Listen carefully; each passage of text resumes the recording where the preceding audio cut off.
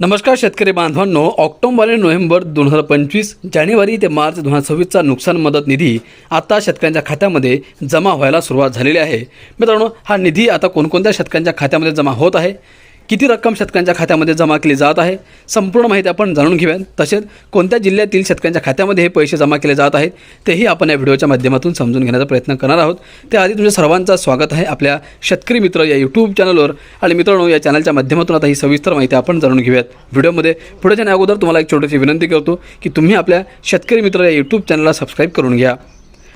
शेतकरी मित्रांनो, माहे ऑक्टोबर 2025 ते नोव्हेंबर 2025 आणि जानेवारी 2026 ते मार्च 2026 या कालावधीत राज्यात विविध जिल्ह्यांत अवकाळी पाऊस यामुळे शेती पिकांच्या नुकसानीसाठी शेतकऱ्यांना मदत देण्याकरिता निश्चित केलेल्या दरानुसार रुपये 53,73,07,000 इतका निधी वितरित करण्यास शासनाची मंजुरी देण्यात आली आहे। दरम्यान DBT पोर्टलद्वारे लाभार्थ्यांना थेट त्यांच्या बँक खात्यात निधी वितरित करण्यात यावा। सोबतच्या प्रपत्रामधील सर्व लाभार्थ्यांची माहिती विहित नमुन्यात काळजीपूर्वक तयार करून संबंधित अधिकाऱ्यांनी ती संगणकीय प्रणालीवर भरून मान्यतेसोबत नियमानुसार कारवाई करावी। तथापि चालू हंगामामध्ये यापूर्वी शेती पिकांच्या नुकसानीकरिता वितरित करण्यात आलेल्या मदतीच्या निधीमध्ये या प्रस्तावाअंतर्गत मागणी करण्यात आलेल्या निधीचा समावेश नाही याची दक्षता घ्यावी। एका हंगामात एक वेळेस याप्रमाणे विहित दराने मदत देण्यात येत असल्याची खात्री करावी। कोणत्याही लाभार्थ्यांना मदत देताना द्विरुक्ती होणार नाही याची तहसीलदार यांनी व जिल्हाधिकारी कार्यालयाने कटाक्षाने काळजी घ्यावी। हा निधी खर्च करताना संदर्भाधीन सर्व शासन निर्णयातील सूचनांचे व निकषांचे काटेकोरपणे पालन करण्यात यावे।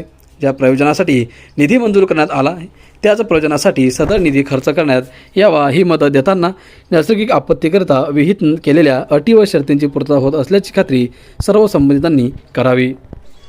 मित्रांनो, लाभार्थ्यांना मदत वाटपाची कारवाई पूर्ण झाल्यानंतर लाभार्थ्यांची यादी व मदतीचा तपशील जिल्ह्यांच्या संकेतस्थळावर प्रसिद्ध करण्यात यावा। या आदेशाद्वारे तसेच यापूर्वी वेळोवेळी निर्गमित केलेल्या आदेशांद्वारे नैसर्गिक आपत्तीमध्ये शेतकऱ्यांना दिलेला मदतीचा निधी बँकांनी कर्ज खात्यात अथवा अन्यथा वसुलीसाठी वळती करू नये याकरिता जिल्हाधिकारी यांनी सर्व बँकांना आवश्यक त्या सूचना निर्गमित कराव्यात। या सर्व सूचनांची अंमलबजावणी करण्याची जबाबदारी संबंधित जिल्हाधिकारी यांची राहील। सदर निधीमधून करण्यात येत असलेल्या खर्चाचे लेखी निधी अहिरित करण्याचा येणार असल्या कार्यालयाच्या स्तरावर ठेवण्यात यावे व करण्यात आलेल्या खर्चाचा कोषागार कार्यालय व महालेखापाल कार्यालयाची त्रैमासिक ताळमेळ घेण्यात यावा व उपलब्ध करून दिलेल्या उपरोक्त निधी खर्ची पडल्यानंतर तातडीने निधीची उपयोगिता प्रमाणपत्रे संबंधितांकडून प्राप्त करून घेऊन एकत्रितरित्या शासनास सादर करण्याची जबाबदारी विभागीय आयुक्त यांची राहील, अशी माहिती शासन निर्णयाद्वारे दिली आहे। तर मित्रांनो, अशी या नुकसान भरपाई संदर्भातली ही महत्त्वपूर्ण माहिती समोर आली होती। आपण जाणून घेतलं आहे की हा नुकसान भरपाईचा जो पैसा आहे तो कशा प्रकारे शेतकऱ्यांच्या खात्यामध्ये जमा करण्यात येणार आहे। हा व्हिडिओ आवडल्यास, महत्त्वपूर्ण वाटल्यास व्हिडिओला लाईक, चॅनलला सबस्क्राईब करा आणि हा व्हिडिओ जास्तीत जास्त शेतकरी मित्रांना शेअर करा। धन्यवाद।